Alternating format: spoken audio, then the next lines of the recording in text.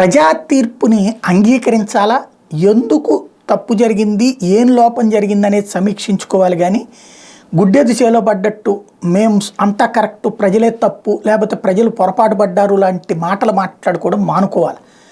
కేసీఆర్ సర్కార్ గద్దె దిగింది. దాంట్లో ప్రధానమైనటువంటి దళిత బంధు వ్యవహారంలో జరిగిన లోపం, అట్లాగే డబుల్ బెడ్రూమ్ ఇళ్లలో జరిగినటువంటి లోపం, మరొక వైపున రైతు బంధు సందర్భంగా కేవలం డబ్బున్నటువంటి రైతులకే డబ్బులు వస్తున్నాయి తప్పించి రైతు కూలీలకు కానీ కౌలు రైతులకు కానీ రావట్లేదన్నటువంటి కోపం.